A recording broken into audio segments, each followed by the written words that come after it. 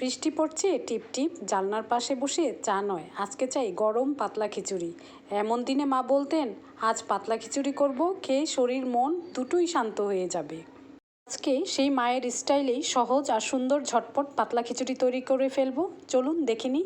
প্রথম আমি চাল, ডাল, তেল, হলুদ, মরিচ, লবণ, এলাচ, দারচিনি, আদা, রসুন এই সব কিছু একসাথে মিক্সড করে এভাবে একটা পাতলা ঘন তৈরি করে নিয়েছি।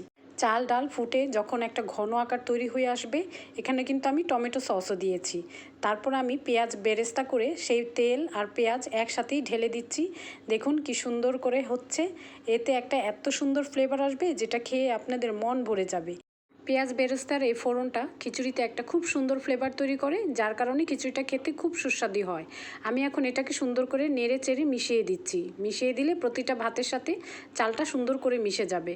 এভাবে কিছুক্ষণ আবার নাড়াচাড়া করতে থাকবো। এই খিচুড়ি হতে কিন্তু বেশ সময় লাগে, কারণ ভাতগুলো একেবারে ফুটে ভেঙে ভেঙে যায়। একটু ভাঙা ভাঙা হলে আঠালো হয় আর খেতে খুব সুস্বাদু হয়। এখন আমি কাঁচামরিচটা দিয়ে দিচ্ছি। এই অবস্থায় কাঁচামরিচটা দিবেন, আগে দিলে কাঁচামরিচটা গলে যাবে আর বেশি ঝাল হয়ে যাবে। তাই আমি এই শেষ পর্যায়ে দিচ্ছি। এখন দিচ্ছি আমার ফ্রিজিং করা ছিল ধনেপাতা, সেই ধনেপাতা। এই পাতলা খিচুড়িতে ধনেপাতা মাস্ট দিতে হবে। সাথে আমি দিয়েছিলাম কিছুটা গরুর মাংসের ঝোল ছিল, সেটা দিয়ে দিয়েছি, যার কারণে ফ্লেভারটা আরও বেশি হয়েছে।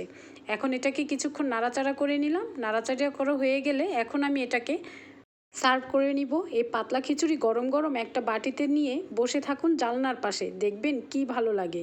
বাইরে বৃষ্টি পড়ছে আর আপনি খাচ্ছেন গন্ধ ওঠা এরকম একটা সুন্দর খিচুড়ি। অনেকেই ভাবেন খিচুড়ি মানেই ঝাল মশলা ভর্তি রান্না, কিন্তু এই পাতলা খিচুড়ি একটা শরীর ঠান্ডা করে, মন শান্ত করে আর সোজা চলে যায় হৃদয়ে। আমি কিছুটা ঘি দিয়ে নিয়েছিলাম, যার কারণে সুন্দর একটা ফ্লেভার আসছে। দেখুন আমি এখন বেড়ে নিচ্ছি। এটা খুবই পাতলা, আবার যখন ঠান্ডা হবে তখন আরেকটু টাইট হয়ে যাবে। আমি এমনই খেতে চেয়েছিলাম, তাই এমনই রান্না করেছি। বৃষ্টির দিন এই খিচুড়িটা দারুণ জমে যায়। এখন আমি এটাকে সার্ভ করব। আজকে আমার গরুর মাংস ছিল ঘরে, সেটা দিয়ে আমি এটাকে সাজিয়ে নিব। এর সাথে চাইলে একটা ডিম ভাজা দিতে পারেন, এছাড়া দিতে পারেন পেঁয়াজ মরিচ ভাজা, এটাও খুব ভালো লাগে। সাথে আচার হলেও জমে যায়। আমি তো আজকে গরুর মাংস আর শুটকি নিয়ে নিয়েছি, সাথে এক টুকরো লেবু নিয়ে নিয়েছি। আচার নিলেও খুব ভালো জমে যাবে। সাথে শুকনো মরিচের টুকরো নিয়ে নিয়েছি। এটা দিয়ে যখন মেখে আপনি খাবেন, দারুণ লাগবে, একেবারে অমৃত। বড় ছোট সবাই এই খিচুড়ির ভক্ত হয়ে যাবে। আমার মতো এভাবে তৈরি করে দেখবেন, তারপরে বলবেন কেমন হয়েছে।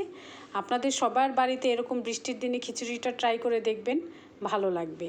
আমার ভিডিও যদি ভালো লাগে তাহলে আমার পাশে থাকবেন, আমাকে এগিয়ে যেতে সাহায্য করবেন। আর সবার জন্য শুভকামনা রইল। ধন্যবাদ।